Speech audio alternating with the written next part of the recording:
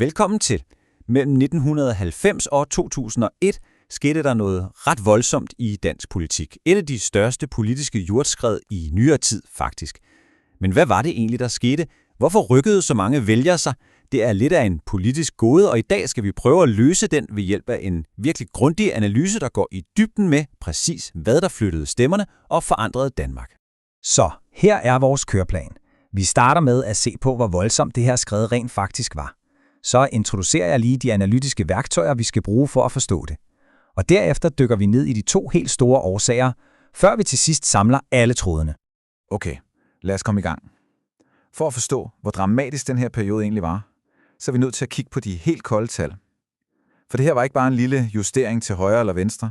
Det var en fundamental omvæltning af hele det politiske landskab. Prøv lige at se på de her tal. I 1990, der havde venstrefløjen et ret solidt flertal med lige over halvdelen af stemmerne. Spoler vi så bare 11 år frem, så er billedet vendt fuldstændig på hovedet.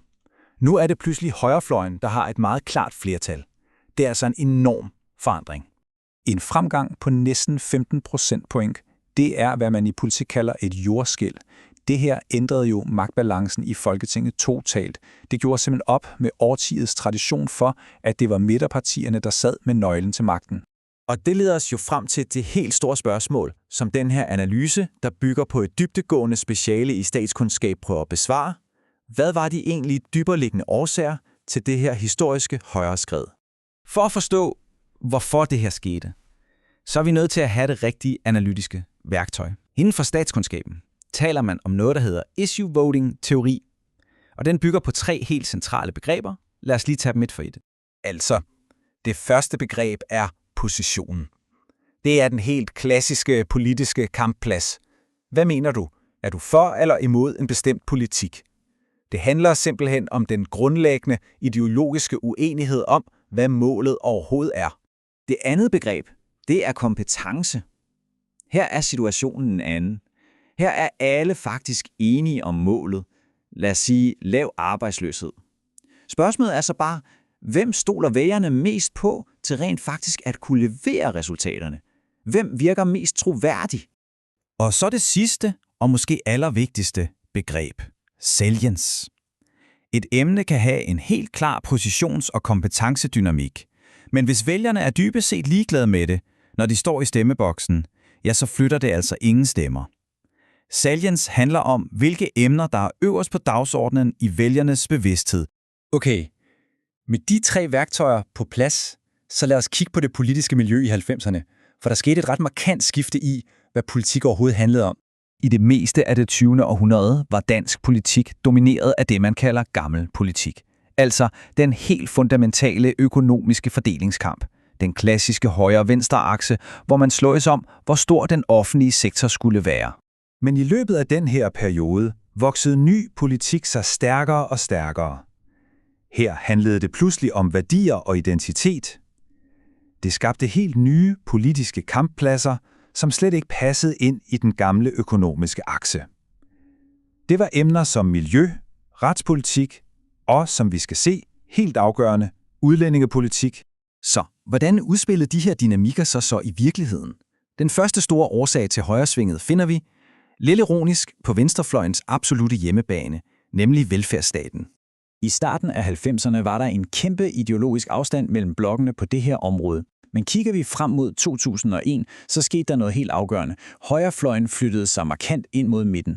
De omfavnede pludselig kernen i den velfærdsstat, som de tidligere havde været så kritisk overfor. Præcis som det her citat fra en analyse fra dengang viser, så blev den gamle, skarpe polarisering simpelthen udvisket. De dybe uenigheder om, hvorvidt vi overhovedet skulle have en stor velfærdsstat, de forsvandt, fordi højrefløjen accepterede præmissen.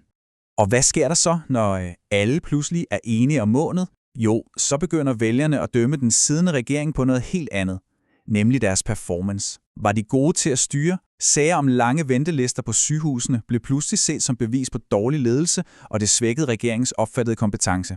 Godt. Den anden store årsag til højresvinget handler om fremmarchen af ny politik. For mens de gamle skillelinjer om økonomi blev mere og mere udvisket, så vendte vælgerne deres opmærksomhed mod de nye, skarpe konflikter, der opstod her. Her rykkede partierne nemlig slet ikke mod hinanden. Tværtimod, her rykkede de længere og længere fra hinanden, især når det galt retspolitik og ikke mindst udlændingepolitik, hvor uenigheden bare voksede og voksede. Analysen viser, at højrefløjen formåede at etablere et meget stærkt issue-ejerskab på de her områder. På bare 3 år, fra 1998 til 2001, voksede deres opfattede kompetencefordel helt markant. Vælgerne begyndte simpelthen at se dem som de bedste til at håndtere de her emner. Og her er nøglen.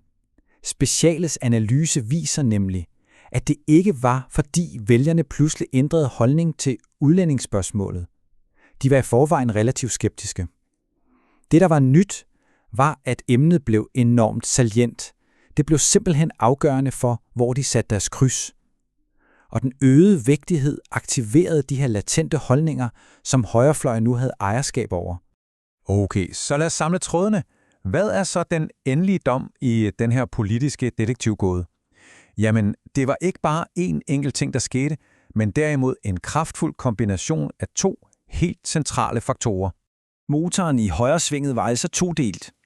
For det første lykkedes det højrefløjen at neutralisere venstrefløjens traditionelle fordel på velfærdsområdet, og for det andet så udnyttede de den stigende vigtighed af ny politik, hvor de allerede ejede dagsordenen i vælgernes øjne.